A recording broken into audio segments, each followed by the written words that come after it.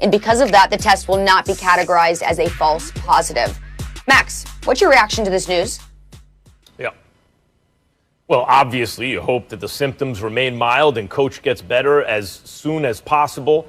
I'd like to remind people that there's a lot of good news coming down the pike, like about a vaccine and vaccinations. And I think sometimes there's a tendency societally to kind of to relax a little bit, like, oh, okay, there's a light at the end of the tunnel, we can relax. But in fact, cases are raging more than ever before. I hope everyone is very safe and uses best practices in terms of mask wearing and social distancing to try to mitigate the damage of like the kind of spread of the disease.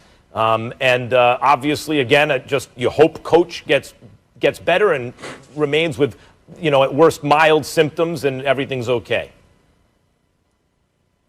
Yeah, I think that's the most important thing. You're obviously focused on Coach Saban. Obviously, he's up in age, so you want him to, one, not have to deal with complications. You want him to be as healthy as he possibly can be. But this is a reminder. This is a reminder that COVID-19 doesn't discriminate, that it doesn't matter how successful you are, or sometimes even how much you pay attention to prevention, that this could be something you could track. You could test positive, and in testing positive, it is an unpredictable illness. And so we all need to continue to be smart.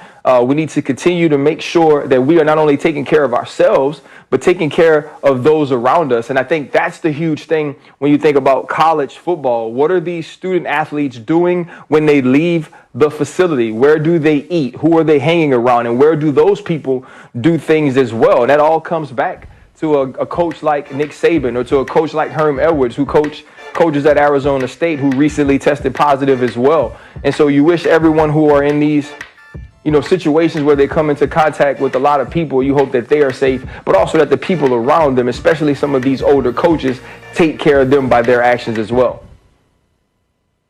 Yeah, well, we hope everyone has a very safe Thanksgiving holiday.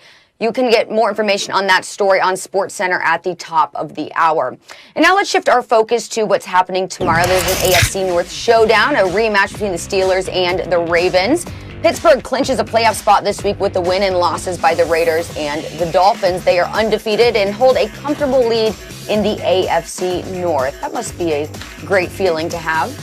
Now, Max, would you say that a Steelers loss to Baltimore would be a big deal or no big deal? It's a very big deal. They're undefeated in Week 12. Like anytime you get an undefeated team this late into the season, and look, I've rooted for Giants teams that were 10-0, who got, speaking of the Ravens, who got their teeth kicked in by the Ravens in the Super Bowl that season, in spite of starting 10-0. I get it. It's not like the most uncommon thing in the world. But when you look at this Steelers schedule, there are no unwinnable games there. And Pittsburgh's kind of been disrespected this season, People don't really believe. They don't really believe in Pittsburgh. But I'm here to tell you, this team has a chance to hand in an undefeated season. In the 16-game regular season schedule, it's only happened once before by a Patriots team, which had they not lost the Super Bowl with a miracle play by Eli Manning and Tyree and then the Plexico pass. Had that not been the case, they would have been anointed the greatest team in the history of American team sports. Right? Like 2007 was a big deal. And no, the Steelers aren't making anyone imagine that they're in the Patriots class that way. But there are no unwinnable games. They'll be probably favored the rest of the way. And what happens if they do win? And this isn't undefeated. Like we could be watching something special here. So yeah, if they lose, it's a big deal. You know what? I don't think it's a big deal, because when you look at these type of games and you look at these rivalries, you can lose. And it's not like the Pittsburgh Steelers have been so dominant this year that we couldn't see this happening. You have a Baltimore Ravens team that has its back against the wall, Baltimore Ravens team that hasn't played good football in 4 weeks, and a Baltimore Ravens team that understands that they want to resurrect their season, if they want to put themselves back in the hunt for not only a playoff spot, but say even give themselves a chance to fight down the stretch to challenge the Pittsburgh Steelers for the AFC North. They need to win this game. And there's nothing worse or nothing harder than beating a team talented. There's still talented players on that team that has a quarterback who can do such unpredictable things when they understand that they need a win. You think John Harbaugh can't find a way to fire up this team and get them ready for this game against the Pittsburgh Steelers? And the one thing I do know about the Steelers is they are looking at 16-0.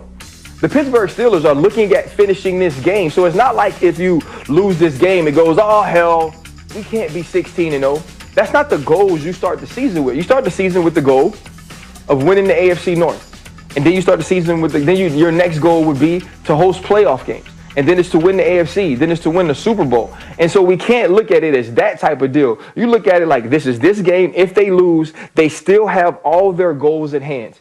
They still have an opportunity to control their own destiny for the most part. And that's all you can ask for. And so to me, I think we will talk more, at least my thought is, we will talk more about how the Baltimore Ravens won this game and what does this mean for them going forward than we would talk about the Steelers, how they lost it, and what it means for them going forward if the Baltimore Ravens are to pull off this win. All right, well, what do you say? Let's very, very quickly talk Hall of Fame. Calvin Johnson, Megatron, is a semifinalist. So, Max, do you think that he deserves to get into the Hall of Fame this year? I do. I'd make him a first ballot. And I know he had a short career, relatively short career. Let's remember, he walked away from the game at the age of 30. Kind of like Barry Sanders, another Detroit Lion. By the way, there's not a lot of reason to stick around up there, is there? The futility of that franchise. One playoff win in 60 years. It's not his fault that he was on the Lions. He chose to walk away. It's not like he wasn't still good. He had 1,200 plus yards that season. Ryan, this dude had a season with close to 1,700 yards and 16 touchdowns. And the next season, he got better. He set the all-time record, almost 2,000 receiving yards. The peak of his career was so absurd. I think he played just long enough. You can't talk about the greatest receivers ever without talking about him. First ballot. Calvin Johnson is 100% a Hall of Famer. I don't know if he's a first ballot Hall of Famer, given the history of the Hall of Fame, the way that certain people had to wait and the reasons why they had to wait. If you ask any player that's ever played against him, you say, Calvin Johnson, Hall of Famer, they say absolutely. First ballot is a different level of Hall of Fame, and I don't know if his career reached that.